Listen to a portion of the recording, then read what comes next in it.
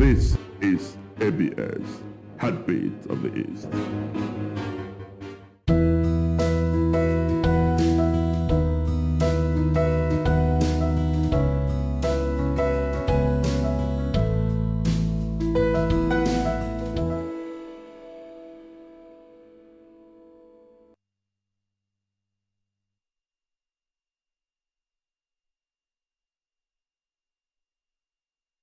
Odimma ika nọkwa n'ihe mmemme Good Morning Anambra nke tata bụ Wednesday bụlụ ụbọchị anyị ji asụ asụsụ na omenala anyị bụ ndị na nke tata anyị nwere isiokwu anyị ji bịa nke bụ ihe gbasara ịkwalite ndị ntorobịa n'ebe ọ pụrụ iche ka ha wee banye na ndọrọ ndọrọ.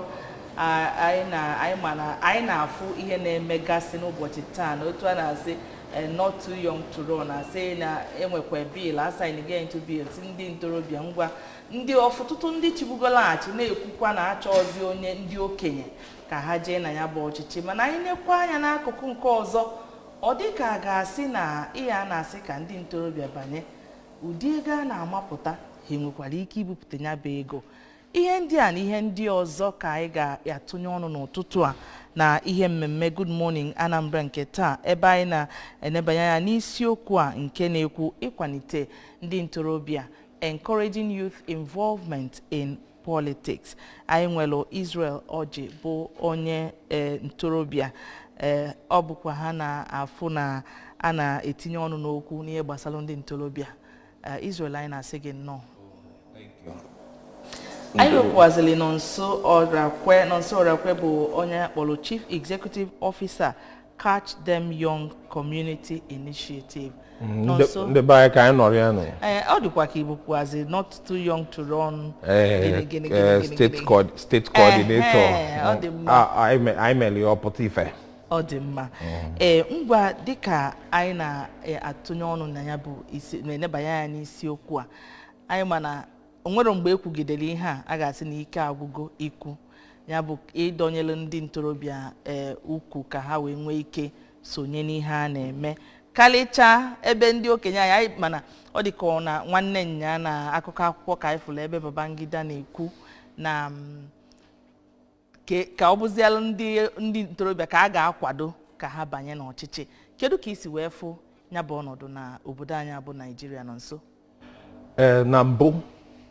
Na mbụ a na-abụ akpọ m oku dị otu a, ana m adị ekwu ya oge ọbụla. A sị na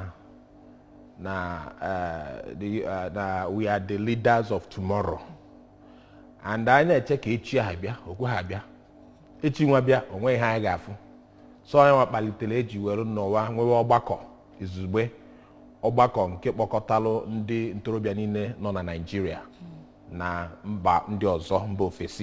In fact, anyị nọ na-akparị nkata ya ndị France ji akafa mee the first mee their president dị about 39 years mgbe afọ mee ya kpọpụta ya mee ya president. Nigeria was still discussing about it. So ọ bụrụ ihe bịa jụọ anyị afọ wee kpọọ anyị ume to go ahead. Anyị mekata ya wee nweta ikikere nke eji wee mee ya ọbanye na iwu nke Nigeria. O wee dị otu afọ.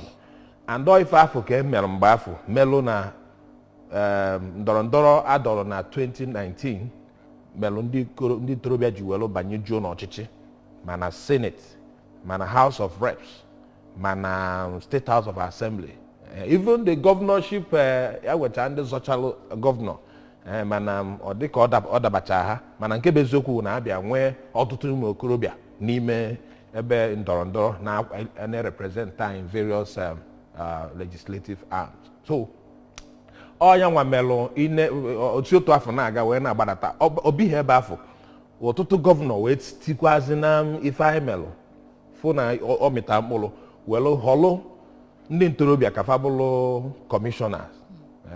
O mere eme na Anambra, fa the pioneer young commissioner enwe na the history of Nigeria. Yes, na Anambra. Onye emere ya bụ Mark Okoye. Ya na nwụfụ onye a sị na-ezo ebu n'afọ maka na asị na ọ ga-eruo 30 years o wee bụrụ commissioner. I think he was 28. He went Charlie 2 years. And we have commissioner in the Ministry of Economic Planning until olu 30 years. Ọ bụrụ na onwere onye itorobịa ọzọ nwere ike ịfụ, mana anyị na-ege anya n'ime efu na o nwere ihe ọ ga-enyenwu. Wee chelu, wee luo mgbe afọ, olu mee 30 years. I think SSA ka ọ bụ. Olu 30 years ewere ya wee mee commissioner.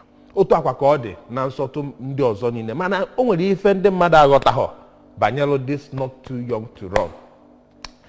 Ife aghọtaghọ bụ na anyị asịghọ, anyị ha na-ekwu ka ndị okenye niile pụọ n'oche. Mba, eke onye ọbụla agala nke ya. Otu esi chọọ ya bụ ọ bụrụ 60% for youth, 30% for ndị okenye, 20% for women or thereabout. Mana ihe a chọọ bụ ka e nwee youth involvement. Ọ bụrụ ị na-ebugharị ha ọ dị mma. Dịka ya bụ onye isi ala Chibulughachi na mgbe gara aga na-etinye bụ mkpu sị ka apụọ ka na ọ dị mkpa ka onye ọzọ ga-abụ onye isi ala bụrụ onye ntorobịa, maka anyị ma na ndị nke Chibulughachi enwe ndị dị 22, 28 wee bụrụ prezidenti mgbe anwa. Dịka nọ nso kwubụrụ sị na ọ dịka gasị na echi nwada abịazi abịa ebe a sị na ndị ntorobịa na ha bụ ọ dịghị ka ịmara ofu ihe bụ ikwu ekwu, ihe ọzọ bụ imenya bụ okwu ekwuru ekwu eme maọbụ itinye ya n'ọlụ.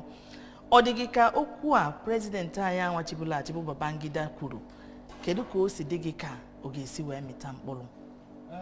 N'uche nke m, ọ dị m ka ihe kwesịrị ịmịta mkpụrụ, maka onye lugolo oge ịtụ vootu kwesịkwanụ ka ya na onwe ya ka atụkwolu ya na onwe ya vootu. Ekwesịrị na-atinye all these hurdles na onye chọọ contest. Ọ bụ na ị nwere ikike ideliva ihe ahụ obodo na-achọ, pụta kwuo ihe dị gị n'uche. Ndị mmadụ atụkwolu gị vootu taa agụ n'oge si atụ karịa ị na-atinye this nkeji na-akwụsa ndị mmadụ from contesting election. So n'uche nke m, I believe na ihe ahụ o kwuru bụ ihe kwesịrị ka eme. Onye rugolo ogo ịtụ vootu kwesịkwa nnọọ ka atụkwolu ya na onwe ya vootu, then he will deliver on those things ahụ o kwuru. Ya bụ enwe nke ọzọ bụ na ihe ọzọ dị ya n'obi o ji wee kwuo ihe a bụ enwere ihe ndị Igbo na-akpọ ndị ọkpa gbara ọsọ. Ndị ọkpa gbara ọsọ ndị ntorobịa, and na ihe ga-ewe onye okenye 2 days inweta ga-ewe nwa okorobịa half day inweta. So ọ bịago n'anya fụ na 1 bụ na enyi dịrị onye nwere ọgụgụ isi nwere ike asị na a ga-eje Borno o buru ụzọ nọrọ n'ihu ọgụ. For instance, kedu ihe mere na Ukraine? The Ukraine president wants to die for his people. Why? Maka na ị na-enye anya ọ ka nwere ọ dị gị fụ ka o nwere ya ga-achọ inwu maka Nigeria. That is what we are looking at. Ọ ihe o kwesịrị ịbụ. So nwa okorobịa ọbụla chọrọ ịgba mbọ, and ebe ị ga-afụkarị ya bụ na nwa okorobịa anyị na-ekwuzi okwu ya na anyị na-ege m anya ụnyaa na press review agụtara ha 21, that is 21 bụ gịnị na 21 ọ ihe ngụta ndị na-azọ ọchịchị president. So n'ime ha enwere ndị ka dị younger, and ha nwere ihe ha ga-enye karịa ndị lugo nne 70 something 80 something years. They want to die in the power. So na ya o jikwu okwu ahụ bụ na enidi ndị ọkpa gbara ọsọ ihe nwere ike inweta in 10 days onye ahụ ga-enweta nwe ya in 2 days. Ihe nwere ike ọ dakwuo n'ọgụ onye afọ anọrọ n'ihu ọgụ wee nwee ike chịkọ ihe dịkwanụ n'ọchịchị bụ like ihe Soludo na-emela anyị kịta. He is now gradually na-enweta the trust of the people. Inweta nwuo the minds of the people. Ọkụ ya nwa bụ na people can die for you and you can die for them. So ihe Nigeria chọrọ na-abụ kedu onye ga-eme ka the lost hope chiyatakwa azụ to the leadership. Maka ihe niile na ka enye nkwado na leadership na ọchịchị, enye ya nkwado na ọchịchị ndị wee gain no trust wee nwee ike deliver all ekwesịrị ideliver. So ya nwa ka o ji kwuo okwu a, ndị okwu ahụ adaghị n'aja. We are watching and we are working towards it. We have the capacity. N'agbanyekwa ha otu ihe si dị, mana mgbe eruola ebe afọ we'll talk about it. Ọ dị mma, ọ dị ka nwere ihe ịchọ. Anyị nekwa anyị oge ụfọdụ ụmụ international conferences a ndị gbagotego na ọchịchị na-aga ilu ebe anyị fụ ka ha na-alahụ ụla maka na ike agwụgo ha. So ọ dịkwunu mma ka ndị ọbara ka na-anụ ọkụ alụ ebe ahụ ha ekwuo n'okwu kwuo ka o si dị alụ ha. Abụrụ na a ga-enyelu Nigeria aka enyelu Nigeria aka, ọ bụ na a ga-enyelu Anambra steeti aka enyelu Anambra steeti aka, kala ije ebe ahụ ga n'ala. ọ dị mma ọ bụ na anyị n'anya anyị ga-eji be anyị maka a sị na na-esi n'ụlọ amalụ mma were apụ ilo anyị ga-esi na be anyị wee n'ebe anyị maka anyị ma na spika anyị ka melụ 45 years eme anyị nwekwagara ndị ọzọ mana ọ dịka gasị na ịkwado ịdọnyelụ ndị ntorobịa aja n'ukwu anụnwa ọ dịka gasị na enwere ihe ọgbata uhie ihe na-echelụ ha aka mgba na ha anaghị apụtachi ihe otu ha si wee kwesị ịpụta kedu ihe ọ dị gị ka ọnya bụ ihe anwa na-echelu ndị ntorobịa anyị aka mgba na ha adapụtacha ife otu ha si kwesị onye n'anya na political parties anyị nwere at least ndị ama ama anyị n'anya afọ na ego nomination form ha bụkwa n'ihe riri nne ine ya anya onye a na-akwụ minimum wage ma onye na-eme azụ obere afịa na ịkọ ka bụrụ ihe ọ ga-asị ngwa achọrọ m ichi obodo ngwa ka m wepụta ego n'akpa m ga mee iwepụta ka ebe ị ga-afụ ụdị ego nwa so ndị ụfọdụ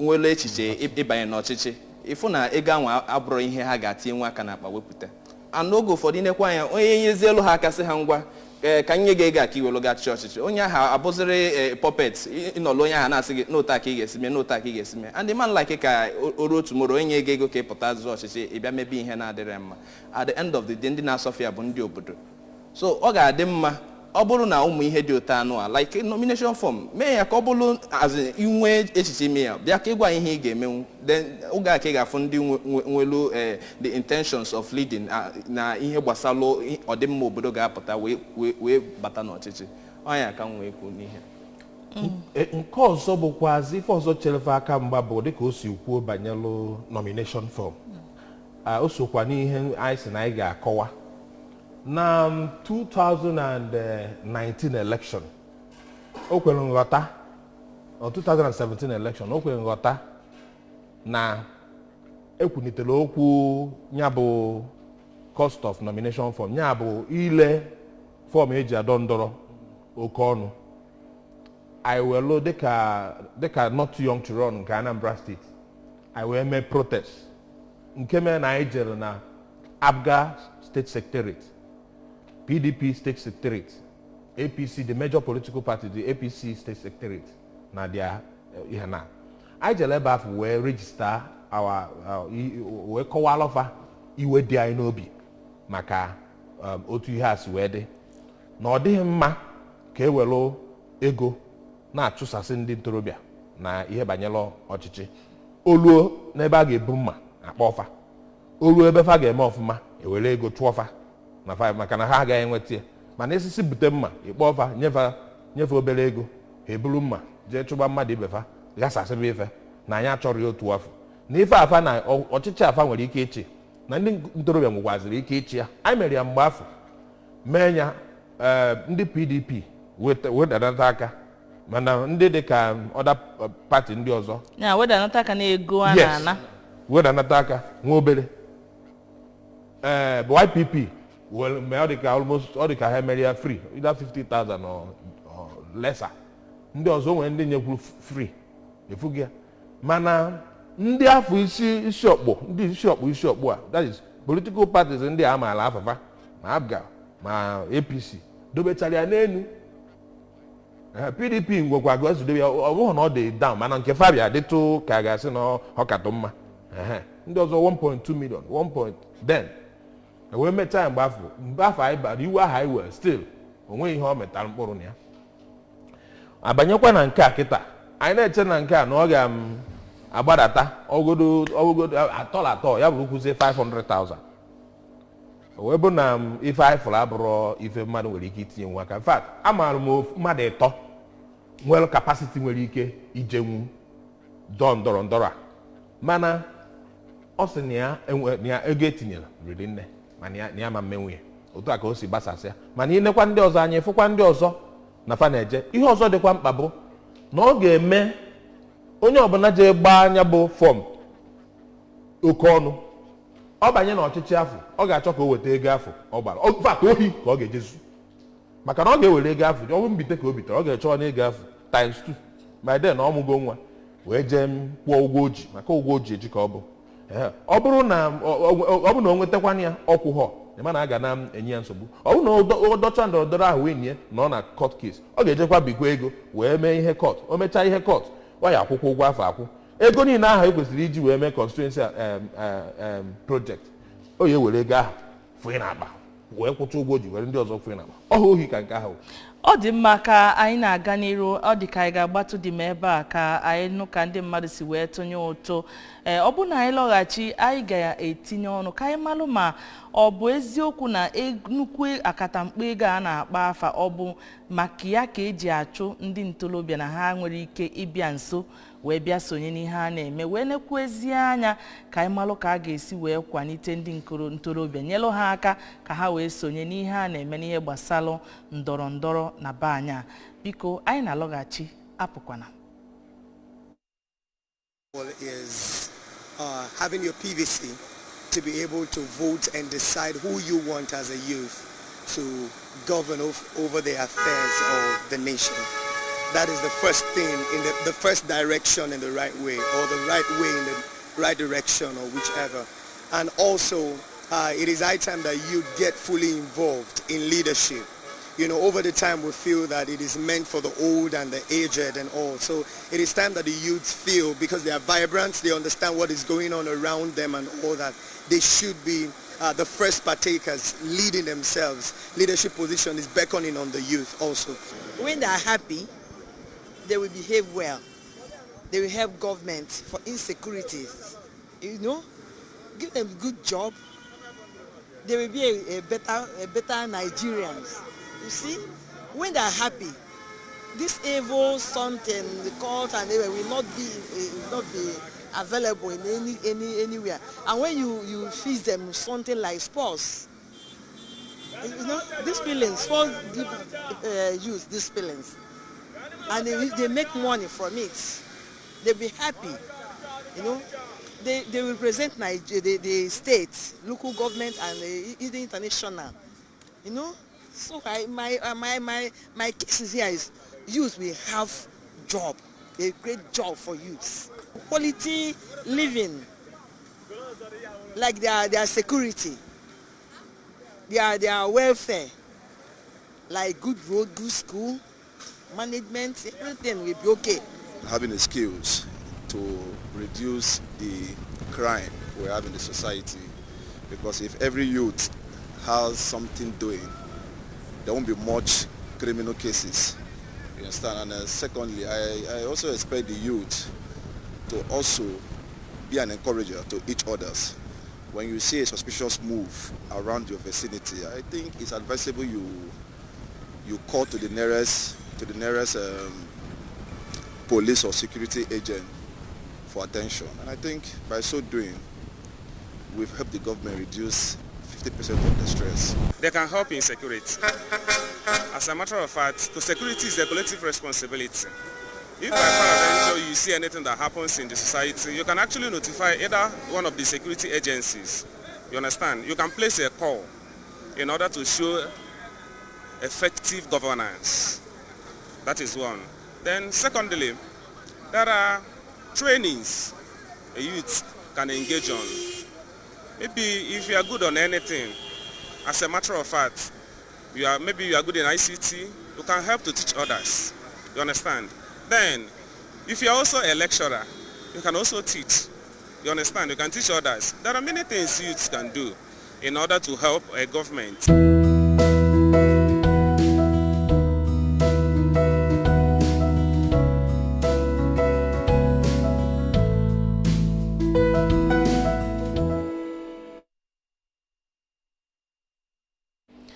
ọ dị mmanya afụgo ka ndị nọ n'ụzọ si wee tụnye ọnụ nke ha gbasara otu ga-esi wee dọnyele ndị ntorobịa okwu ka ha wee sonye n'ihe a na-eme na ndọrọ ndọrọ ọchịchị na be anya bụ Nigeria. Anyị nọ nso Ọrakwe na Israel Ọjị ka nọkwa na studio n'ụtụtụ a wee na-atụnye ọnụ n'okwu ka wee fụ ka a ga-esi wee kwa onye ukwu walụ nọ nso na ihe onyonyo a anyị fụrụ enwere onye kwuru ihe gbasara ọzụzụ nye ndị ntorobịa dịka ọ na-ekwu ya obi mbịakwa na-ejekwa na mentorship ya bụ enwe ndị a na-enegala anya maka na mmadụ ama nnọkọtanụ ịma nlalụcha ụlọ tetesi na ịchọrọ ịbanye na politiks a ga-enwelele ndị na-agbazili gị iwe na-agbagote ngwa keka isi fia ihe dị mma ka ọ bụ maka na enwelu oyi nwoke na Nasarawa ọ nọ House of Reps now over I think 12 years or 15 years now ka mụ na ya mara kedu ebe mụ na ya mara ọ ebe anyị je training n'Ibadan training of ka ife anyị kwuru okwu enwere program a na-akpọ display is democracy series blah blah blah blah blah. It's all about leadership too. So we engaged that I made that display for 2 years. Graduate.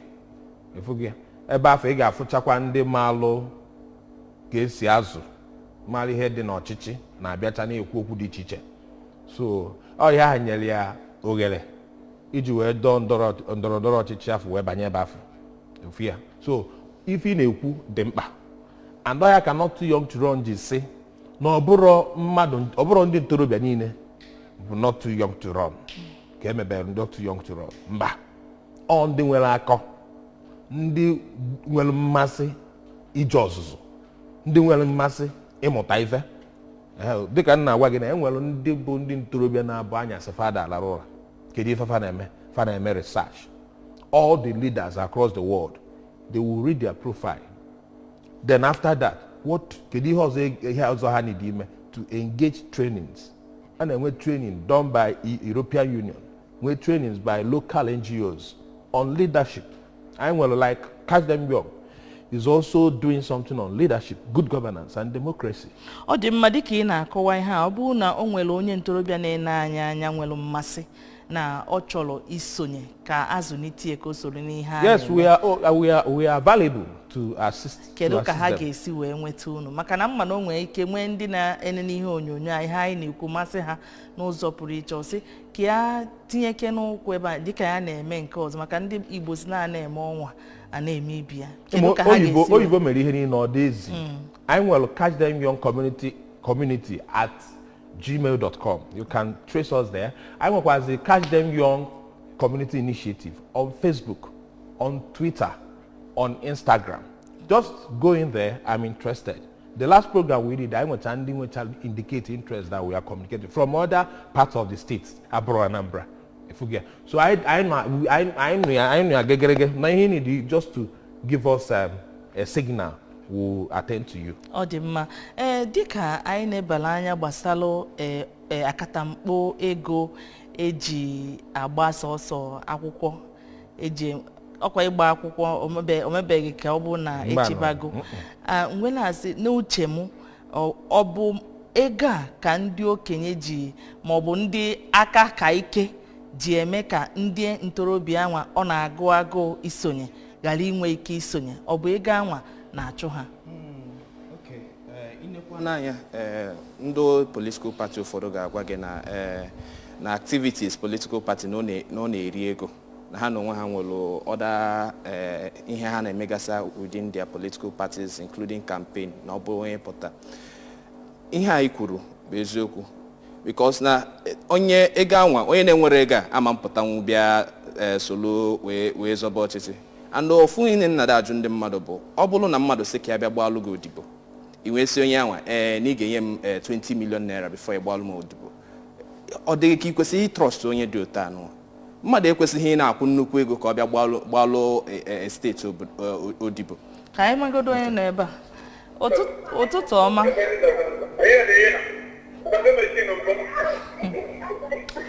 gaa n'iru. So onye sị gị ka ya nye gị nnukwu ego ka ọ gbaalụ gị odibo ka ọ bịa savụọ gị abụrụ onye ị kwesịrị ịtrọst ya fọdụzikwa ofe odibo ahụ ka anyị na-agba so ọ bụrụ na odibo onye si ya bịa gbaalụ gị odibo na ya nnukwu ego ihe ga-egosi gị na onye abanye ebe ahụ na ọ bụrụ ihe ahụ esiri ya bịa lụọ ka ọ ga-alụ ihe ọ ga na-achọ bụ ka ya fọjugodo akpị ya maka na ego onye gị bifo wee bata ebe ahụ dị ori nne so ọ ga-achọgodi ya fọjugodo akpị ya first of all bifo o nwezie nke fọlụ ọlụbazie ihe ndị ọzọ dị ihe na so ọ bụrụ ihe kwesịrị ihe. Sorry, iji wee gbakwunyere okwu practical example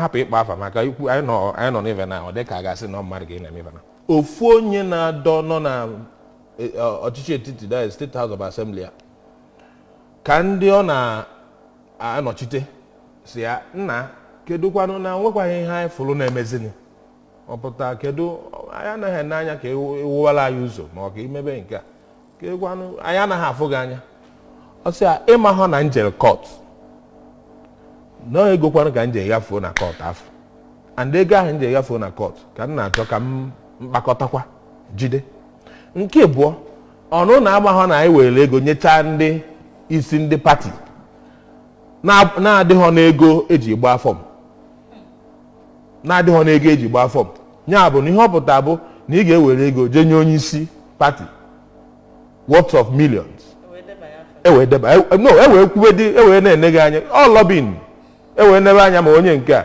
onye fofu agba ncha ọfụma o were anya na mgbe gara aga na election emere ihe na ụfọdụ political parties internal democracy fa emeghọ primaries enwelu center anyị ncha malụ ndị mmadụ na-eje or the highest bidder ndị kwụ 20 million ndị kwụ 30 million ndị kwụ 40 million just to get tickets then emechazi achọ inye gị the tickets n'aka ịkwụọ 2 million ewenye gị ya so na ihe na-achịkọwa bụ na ọ bụ ihe ndị a niile akpata ego anụ wee tinyere bụ ihe mere ụmụ okorobịa ji agbapụ.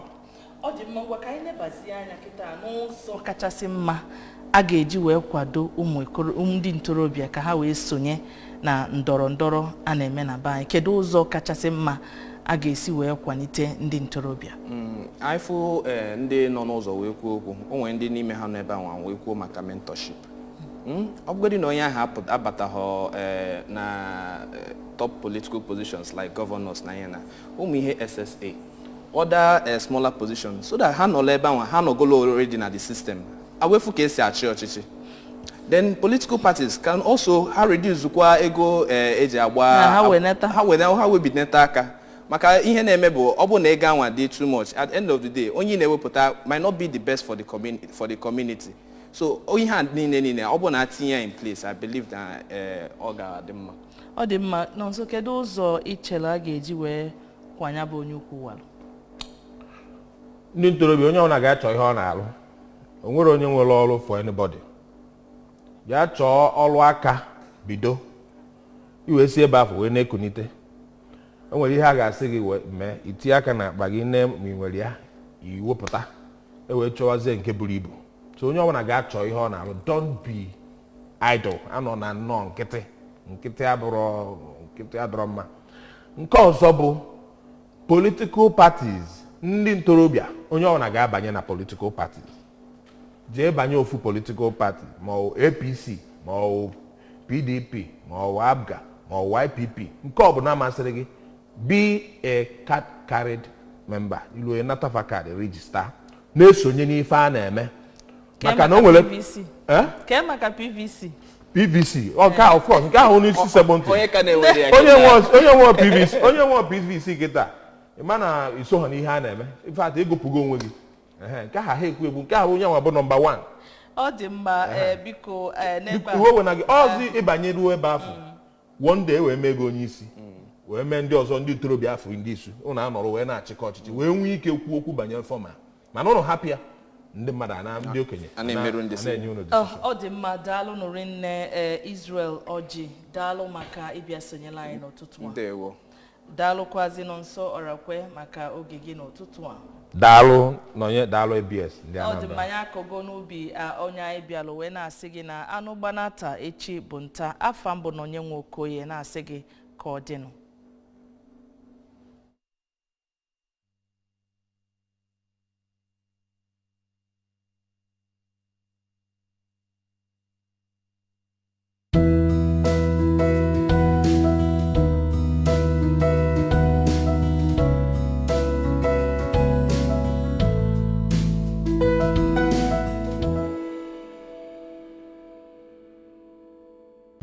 We're going to start this week with something that is more common in Africa than anywhere else in the world: teen pregnancy. Globally, 16 million girls